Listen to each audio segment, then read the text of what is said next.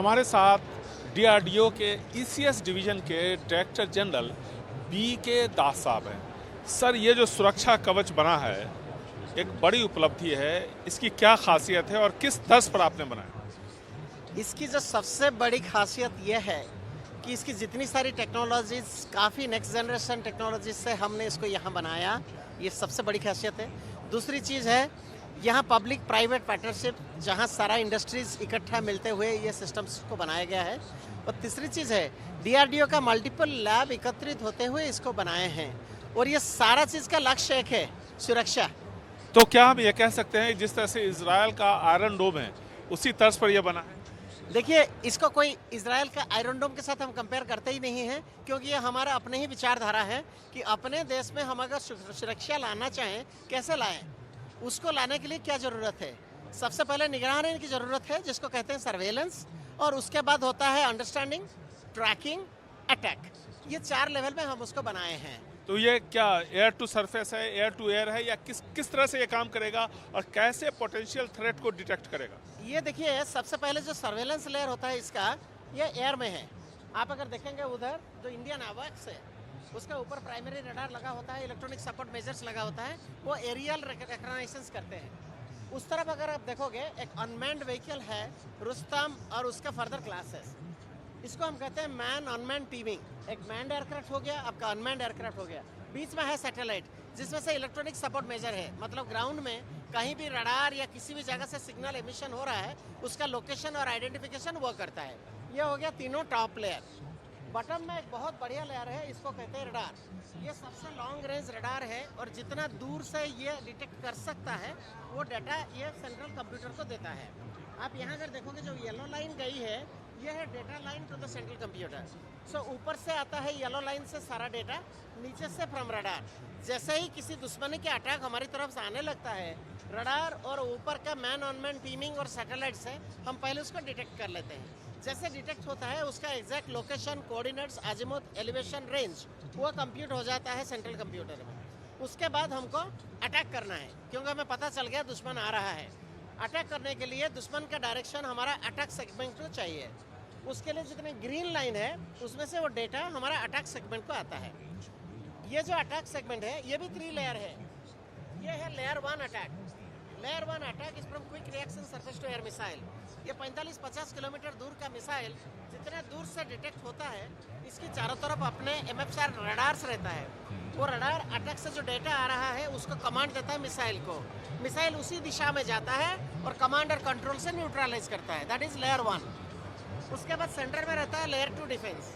वो है soft defence.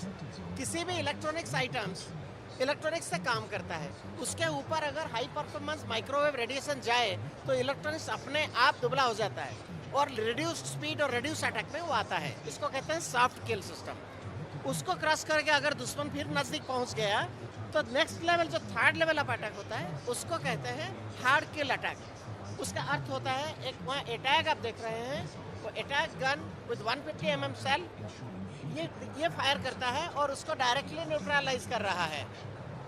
अगर ये सारा चीज़ के बाद भी दुश्मन और नज़दीक आ गया, सबसे बढ़िया टेक्नोलॉजी जो देश ने बनाया, इसको कहते हैं लेजर बेस्ड वेपन। तो इसमें फाइन बीम पॉइंटिंग होती है, और यहाँ का जो लेजर सोर्स है विथ फाइन बीम वो आगे तक जाता है। आपने देखा होगा बचपन में लेंस लगा के हम सोलर लाइट को इकट्ठा करके रुई जलाते थे। थ्योरी कुछ बिल्कुल ऐसा ही है। वहाँ सोलर लाइट था, यहाँ लेजर है, और यहाँ बीम पॉइंटिंग लेंस में करते हैं, और जितना दूर तक लेजर का पावर है उतना दूर तक वो बीम जाके गिरता है और वहाँ से आग लगता है। तो यानी इसका जो डिटेक्शन की जो क्षमता है और न्यूट्रलाइजेशन की जितनी जल्दी, रिएक्शन टाइम क्या है दोनों में? ये बहुत ही फास्ट है। कारण यही है क्योंकि these are all active electronic scan array radar होता है, ये बड़ा जल्दी डिटेक्ट कर लेता है। और जैसे ही डिटेक्ट होता है, these are all satellite and fibre optic. Satellite में मैक्स टू मैक्स 270 मिलीसेकंड की टाइम लेती है, जब तक हमारा टारगेट तैयार हो जाता है। उसके बाद आने वाले सेकंड में वो चारों तरफ स्प्रेड हो जाता है। क्विक रिएक्शन मिसाइल है, उसका जो no reaction time, on the move वो फायर होता है। लेजर का पल्स भी बहुत फास्ट है, तो जैसे ही दुश्मनों का डाटा आता है, with the speed of light it goes and hits on to the target. तो क्या हम कहें कि हमारी जो सीमा है वो पूरी तरह से सुरक्षित है? सिर्फ ये नागरिक की जो जगह है सिविलियन एरिया, वो उसको प्रोटेक्शन देगा या मिलिट्री बेस को प्रोटेक्शन किसी देगा? को भी प्रोटेक्शन दे सकता है, लेकिन this is for the limited area protection. जैसे आपके किसी एसेट्स को सुरक्षित करना चाहते हैं, जैसे मैंने बोला 50 किलोमीटर का रेंज है, तो 50-60 किलोमीटर का रेडियस को आप इसको प्रोटेक्ट कर सकते हैं। यह है टेक्नोलॉजी। तो पूरी तरह से इस पर निर्भर कर सकते हैं हम, चाहे चीन हो या कोई दूसरा दुश्मन देश, कोई फर्क नहीं पड़ता। देखिए, वेपन कहीं से भी आए, फिजिक्स ऑफ वर्किंग तो सेम है। तो इसको काउंटर करने के लिए हमारे पास जो टेक्नोलॉजी है, हम इसमें काम करते हैं। और जैसे ही आगे आगे दिनों में रडार की क्षमता बढ़ा रहे हैं, हम मिसाइल्स की क्षमता बढ़ा रहे हैं। वैसे वैसे रेंज बढ़ेगा। तो कितना वक्त लगा इसको विकसित करने में? इसको विकसित करने में इंटीग्रेटेड वे में हमको 2 साल लगा है, बट उससे पहले इंडिविजुअल टेक्नोलॉजी डेमोन्स्ट्रेशन और डेवलपमेंट में तो अपना टाइम लगता ही है। तो सर ये ऑपरेशनल है पूरी तरह से? अभी हमारा फील्ड में हम इसको टेस्ट कर रहे हैं इंटीग्रेटेड वे में। आने वाले दिनों में उसको पूरा इंटीग्रेटेड वे में डिप्लॉय करेंगे। तो जल्द ही ये पूरी तरह से डिप्लॉय हो जाएगा फील्ड में, वॉर जोन में, और जहां कहीं भी इसकी ज़रूरत होगी। जैसा कि डीजी साहब ने बताया कि ये एक बड़ी उपलब्धि है। जिस तरह से हमने देखा कि इजराइल आयरन डोम का इस्तेमाल करता है, उसी तरह से देश में देश की सोच, देश की तकनीक से इसे विकसित किया गया है सुरक्षा कवच को। बेंगलुरु से कैमरामैन कुमार के साथ निहाल किदवई, एनडीटीवी इंडिया।